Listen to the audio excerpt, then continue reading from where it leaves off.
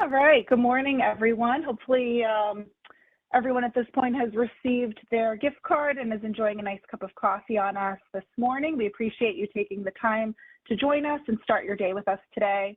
My name is Katie Levand. I'm the Director of Marketing here at Aqueduct Technologies, and we have Rachel Meltzer with us as well this morning. She'll be helping to facilitate the Q&A portion of our call. Hello, Rachel.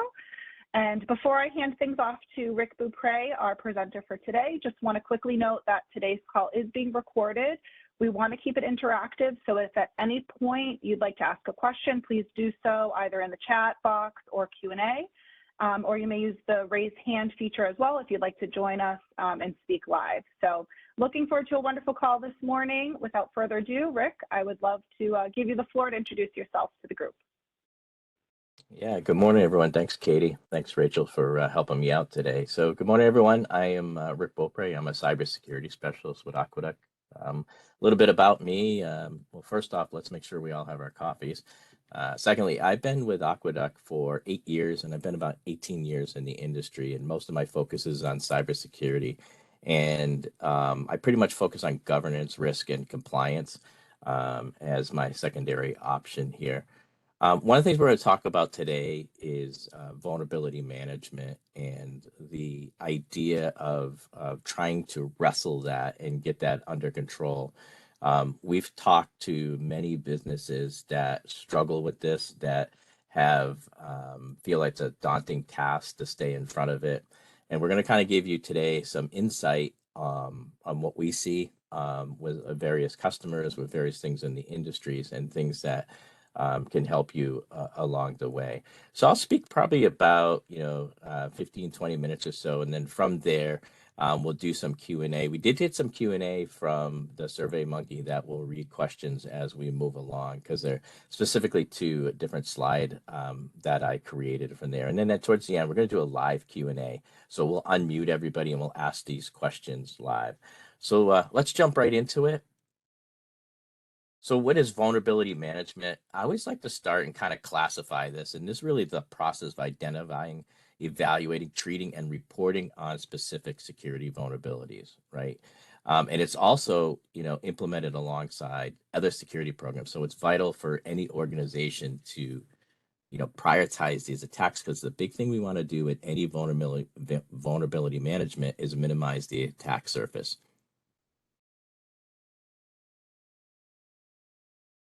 So overcoming the challenges in vulnerability management.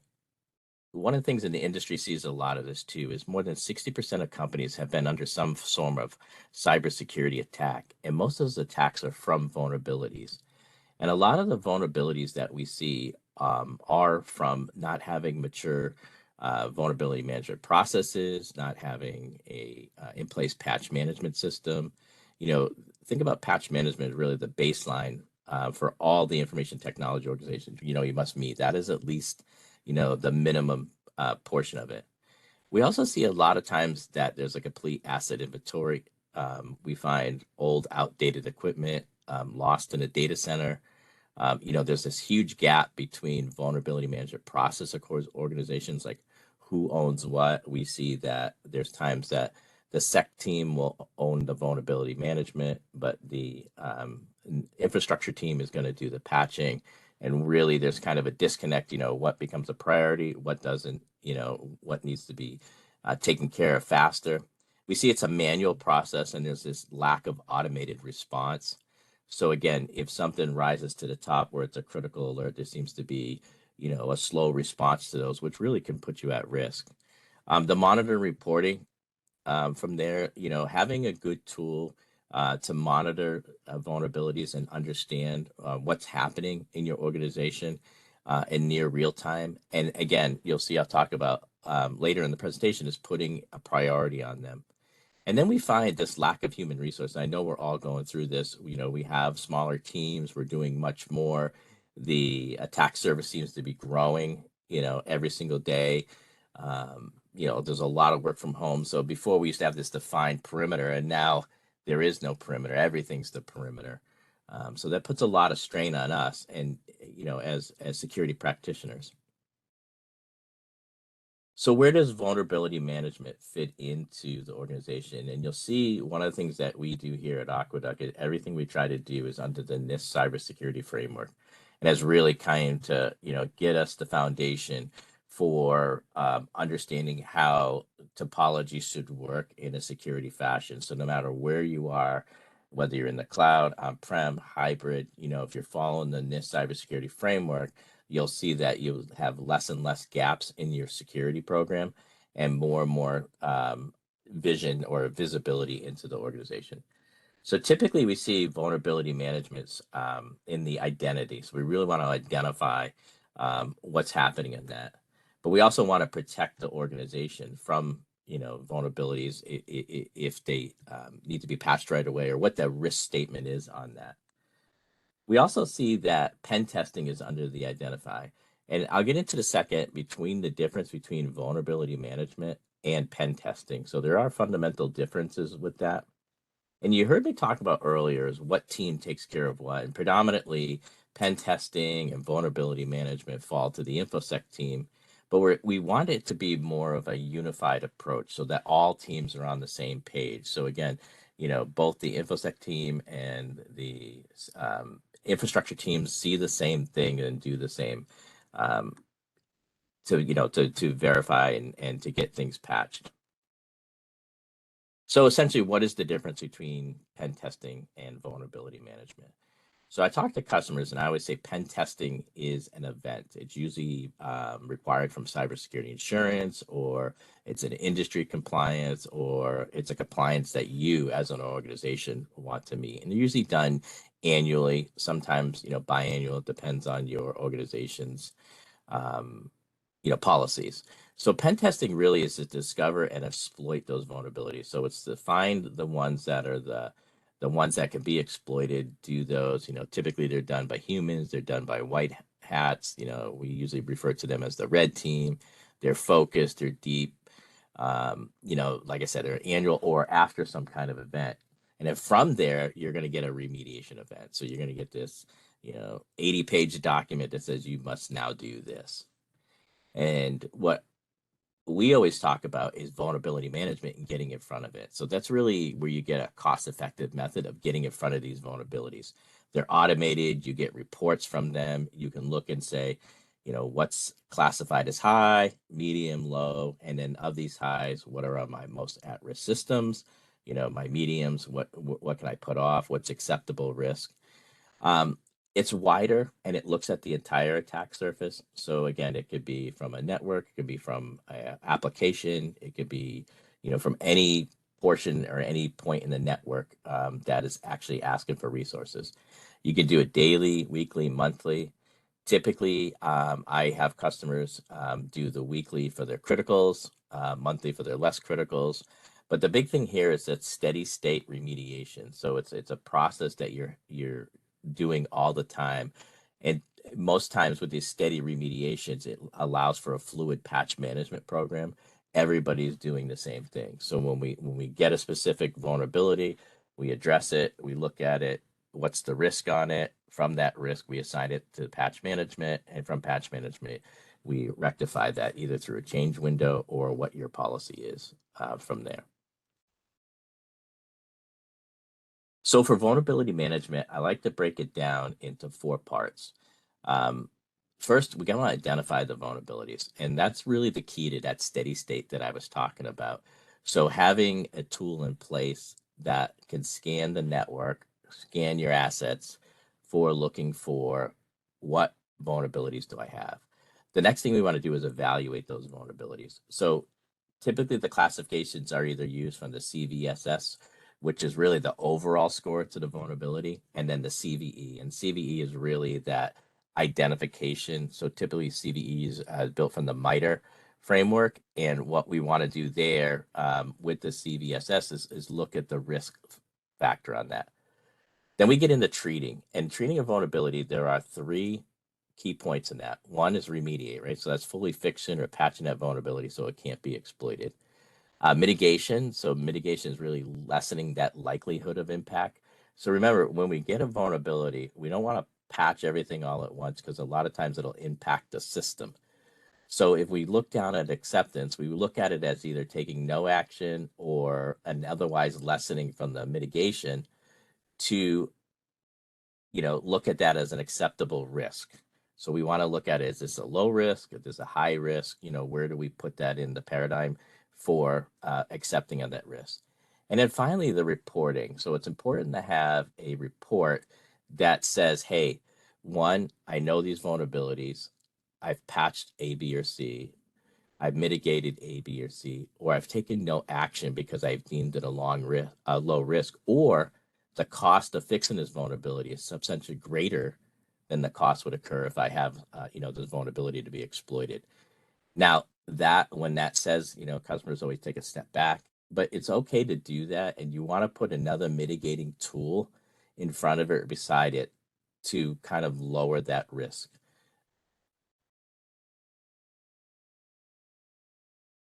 So then I talk about the importance of scanning. So we want to make vulnerability scanning part of this layered security approach. And all of us know as security practitioners that security in depth is key, right? So we want to have a tool, working with a tool to get us that full picture. From a vulnerability scan, you want to deploy both kinds, an authenticated and an unauthenticated. And what I mean by that from an unauthenticated is really just a wide, we're scanning websites, ports, applications, IoT, mobile devices. And then from an authentication perspective, it looks like it's an asset on the network and where can it go and what can it look at from a vulnerability perspective. The idea here is to look at from both sides. We want to be able to understand what technical debt we have from these vulnerabilities. Usually I set these tiered asset scannings to 3 levels. So I scan on a weekly on my critical assets. So I'm only scanning the ones that if I had an incident response plan, these would be the applications that I want to make sure that my organization can keep running. I set the monthlies on the less critical. So typically those are, applications that are specifically to a group or a dev or to something like that where we want to stay ahead of them. And then I scan quarterly on the remaining assets. What that does with that kind of program is it makes it more digestible and it makes it a lot easier to manage. So doing it this way, we kind of build this vulnerability management program that's going to reduce risk and then really create this formal security assessment for you that can be referenced anytime as you go through your organization. Now, this is important to have a vulnerability response plan. And what's important about it is because you want to have ownership of the vulnerability. So I talked about earlier with the 3-tiered system, and I talked about acceptable risk and maybe not patching because to patch it's going to be more costly to the business than not patching it. Having this vulnerability response plan helps mitigate that. It's really going to give us this central visibility of what's going on with the vulnerabilities and the cyber risks that's going to impact your business, right? It also helps create ownership of risk that's maintained, whether somebody moves or transfers out, the group is maintaining. And what I talked about earlier about InfoSec and infrastructure teams being separated, now we're kind of bringing them together so that now you're reducing the risk to the business by having everybody talk to one another and then creating this ownership. It also helps formulate these cost-effective treatment plans, and that's important to understand when I talked about the tiering system. So when you get into a treatment plan, we want to understand when we mitigate a threat, what is the impact of mitigating this? So really kind of giving a score to it. And then finally, the risk register. So the risk register can be a manual process. I've seen them done from project management to an Excel spreadsheet. There's various pieces of software tools that can do that, but it's a centralized repository where all of the vulnerabilities and the risk are located, right? So typically you don't want it a one-person task. You want it as a business project, and you want to combine that with your incident response plan and your lessons learned documentation to really give you that full picture of the risk to the organization.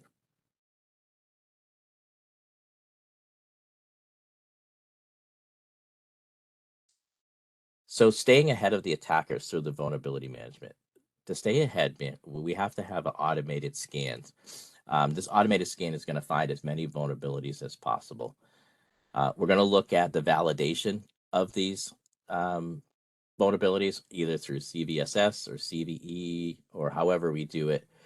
Typically here, we use the MITRE framework to understand what's going, and we kind of correlate that with the NIST cybersecurity framework. But what we want to do with this automated task is find and validate the threats and remove the false positives.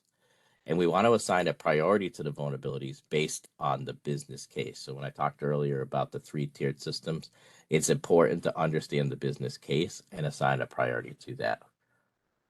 Again, allowing to track the changes to the software and provide recommendations for improvement.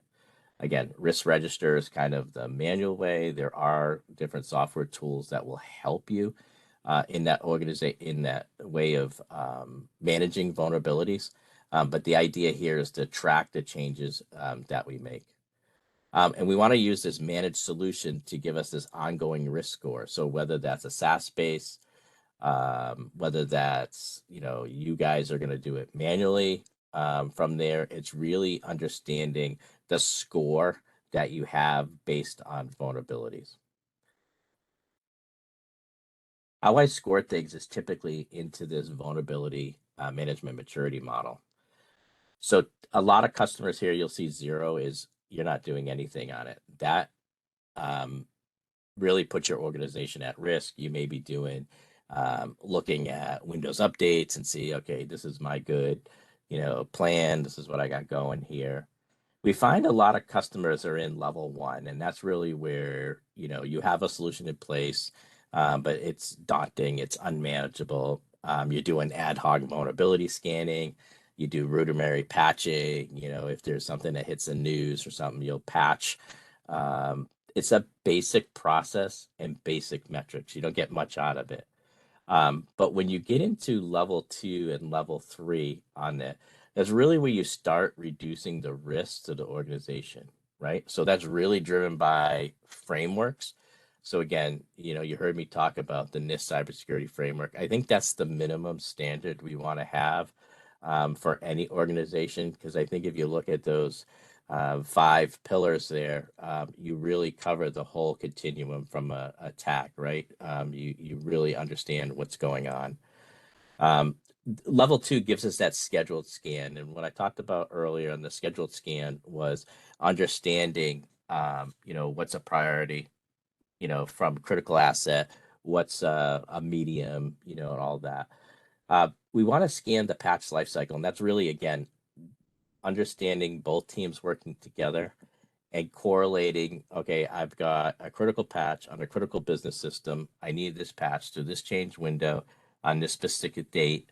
The change has been made. The patch has been done. Here's my remediation document.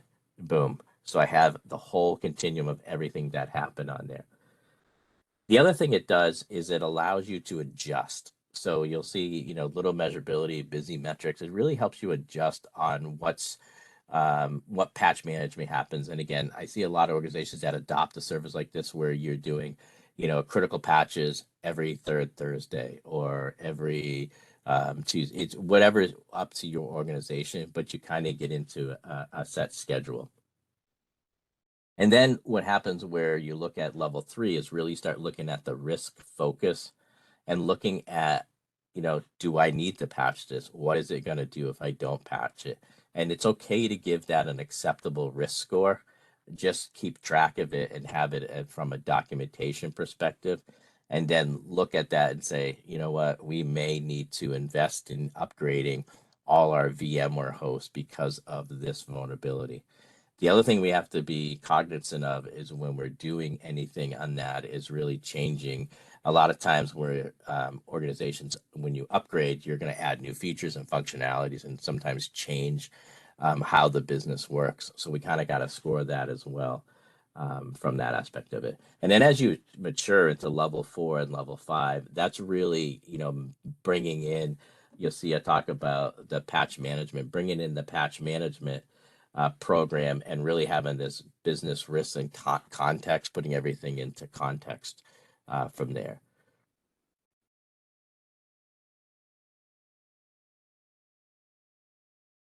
So again, how we can help from here. when I talk to customers, we talk about vulnerability management always being a stressor to them, and over the last probably since the pandemic, it's become more of a push from organizations to kind of define something out from a vulnerability assessment perspective. So we got together with the solution development team and said, look, a lot of customers are asking us for, to do something. So we built the vulnerability assessment program and the vulnerability response plan. And what this is a managed program to allow us to work with you to, you can do scanning daily, weekly, monthly, quarterly. But again, you have a built-in risk register from this vulnerability response plan to understand what's important, what needs to be patched. If we manage your service, we can patch for you. We can work with you on that. But if we don't, this tool itself helps us with you to understand what's a priority. The other thing it's important to understand too is we see a lot of different organizations and a lot of different kind of networks. So where we may have industry knowledge of something that's upcoming or trending up, we'll also let you know that, that's becoming an issue and that we may want to look at that. For us, it's part of a overall program. You'll see here that from that, the threat and vulnerability assessments, we have security assessments. They kind of go together. When you're looking at from an organization perspective, they're vendor agnostic. And then when you look down, any kind of life cycle program that we have with our advisories or jumpstart programs, which really help you implement patch management programs, implement any of those vulnerability management programs to get you jump started and help you, make a mature security model. And then again, if you don't have the personnel, I work with a lot of teams that just have one person in IT, and we help them. We're an extension of their team, and we do the full life cycle management for them to ensure that they have these predictable outcomes. So whatever works for you, again, we can help whatever way that makes the most sense to you. All right, so we're going to jump into Q&A. I have some Q&As that I got from the SurveyMonkey that is coming in that I'll read a couple of these. And I think you have a few too, right, Rachel? So let me read the ones that I have here. And then we'll take folks off of mute because I want to answer some question live for you guys. So the first question that I have here is, what is your organization's process for identifying and prioritizing vulnerabilities? Again, we use this tool. It's a tenable tool that we use, but we correlate it with the MITRE attack framework. And what's important about that is it's pretty fundamental on what it can offer you. Let me bring this over to the screen here, show you guys this. So from here, you'll see the MITRE security, the attack framework will bring you into various things that you may be, investigating or looking at it from a vulnerability perspective. You literally can click on one of these. It'll tell you exactly what the vulnerability is, what's out there. Kind of gives you great insight for what's going on. And you could correlate this based on what the vulnerability management tool is giving you. Let's see here. How frequently do you conduct vulnerability assessments and scan? Again, it's important to do these set what's based on your business, what's important. Industry best practices are you do weekly on your criticals, you do monthly on your less criticals, and then quarterly on the remaining assets. So if I'm going to work with you to design an incident response plan, and we're going to look at those critical assets that need to be up, that will correlate to vulnerability management. It'll also correlate to patch management. Let's see. How do you ensure vulnerabilities will be addressed in a timely manner? Again, that's looking at that automated tool and looking at what's acceptable risk, what needs to be patched right away, and then how when we patch, what is the outcome of that patch, and what effect does it have to the organization? Let's see. How do you communicate vulnerability information and remediation plans to relevant stakeholders? That's a good one. again, getting everybody on the same page and having the automated program of a vulnerability management and letting them see and understand what's happening to the organization, then you kind of spread that out to everybody. And now everybody's in that group is an owner. And we look at it from a planning perspective and say, okay, business unit finance, here is a vulnerability. Here's what the MITRE framework is saying on the vulnerability. Here's the impact if we do nothing, and here's the impact if we fix it. So really, you kind of want to make sure that everybody's on the same page and then moving that risk. One thing I've seen since the pandemic, which has really helped us a lot, is IT used to be this cost center, this thing where, they're spending all our money, and now it is a business enabler. So working, we are the ones that enable the business. We are the ones that really need to be stewards of this and custodians of this. So again, spread that out, uh, and get those people involved. How do you stay up to date on emerging threats and vulnerabilities in the industry? Again, I spend a lot of time personally looking at the SANS Institute. Also work with MITRE. We do a lot of stuff with them. There's a lot of stuff with CIS, the Computer Information Systems, and the three-letter agencies with InfraGard. So, if they see anything out in an organizational perspective, we're pretty much aware of what's happening and can kind of get in front of it.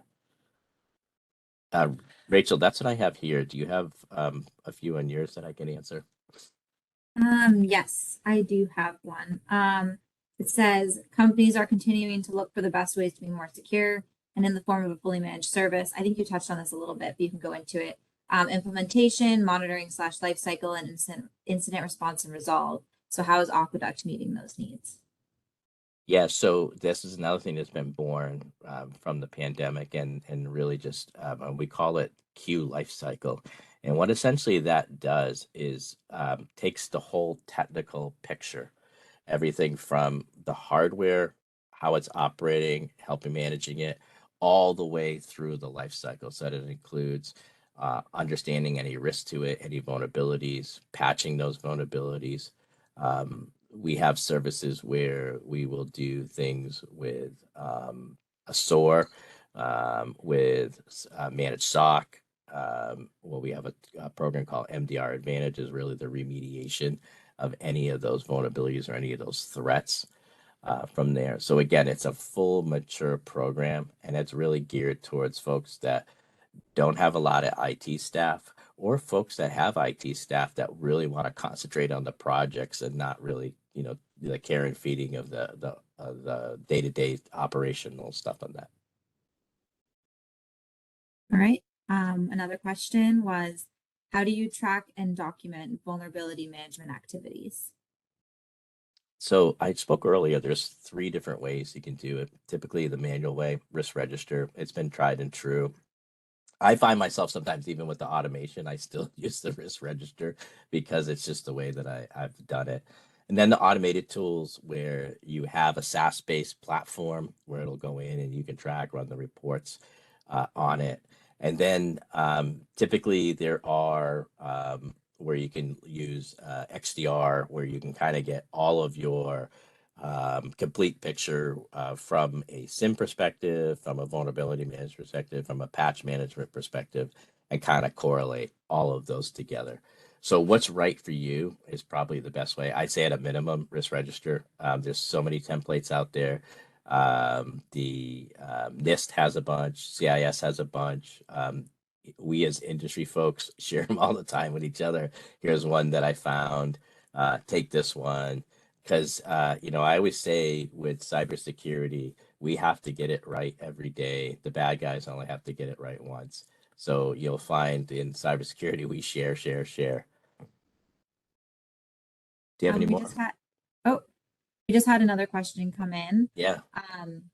The question is, are there any types of technologies that are out of scope for your security management capabilities? For example, do you provide support for laptop OS patching, third-party software patching? So there are different programs that are out there. I'd have to look on the endpoint one from there, but there are full life cycle programs that you want to understand the patching. Now, with those, you kind of sit down with the customer to understand. Again, some patches are going to fundamentally change things, so we have to understand what's acceptable patching, what's not acceptable patching, and those kinds of things. But again, having a full life cycle program for the endpoint, yeah, that's something we can help with. Another question was, what is the biggest security threat to businesses? Oh, I always say it's the human factor, because no matter how many tools we put in place, that somebody's always clicking the link, right? But again, it's really all seriousness, it's all not doing anything is the biggest security risk. Again, when I showed you that maturity model, there are a lot of organizations that are at 0 and 1 from a maturity perspective. But again, if you have good programs in place, and you can get as many security tools talking to each other as they can, right? So there's I always talk about the Mac and the PC won't talk to each other, and Alexa and Google won't talk to each other, those kinds of things. It's the same thing with some security tools, but the industry is shifting where a lot of tools can talk to each other. So it's idea as us as stewards to make sure we find as many tools that talk to each other, and that will really reduce the threat and the attack surface. I've always had people say to me, ransomware, malware, all big threats. But for me, I think the number one threat that we need to work on is our people. Security awareness is very big. I actually do a workshop on that. There will be a talk coming up on that as well, because I think that's important to always make everybody in the boat rowing together, so we mitigate those threats. Okay, and I have one more question here. How do you measure the effectiveness of your vulnerability management program? Yeah, again, that's the automated tools. So again, if you use a risk register and you do it manually and you're checking it off, you're going to see that your score goes up, right? So what's your acceptable score? We have a partner company that we use that does a risk register built right in, and it'll tell you your score is at 70. You patch these vulnerabilities, your score is 72. The idea is to maintain a score that's acceptable to you. I have some customers that think 85 is good, other customers 90, other customers 95, right? It's all what's best for you on those scores. There's no silver bullet on it. It's just what makes the most sense from there. And you got to look at all things. So when you're looking at data center, when you're looking at EMRs or CRMs or all of that, and you're patching those, what is the impact to the business from those? So that's really that's important there. Okay, awesome. We are opening it up to live now. You can either request to be unmuted, raise your hand, I can unmute you, or you can put something in the chat. So we'll allow a few minutes for that now.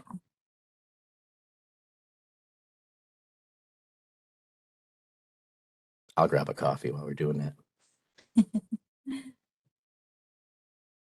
Got some great questions so They far. were awesome. The Survey Monkey, I like that. That was really good putting that out there.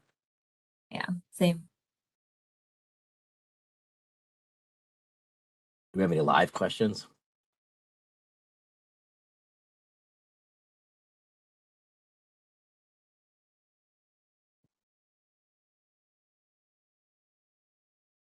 All right, if we don't, we can wrap it up.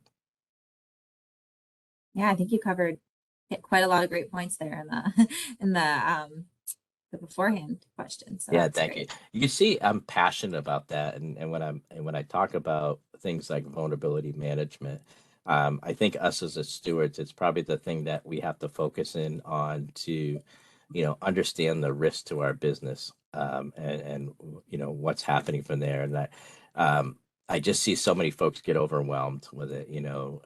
I was with a customer doing a security workshop, and we looked at the vulnerabilities. And just the way they were doing it was so manual and so tedious. You just have to feel for them, because that just takes up so much time in a day, and you don't have that enough cycles to do that.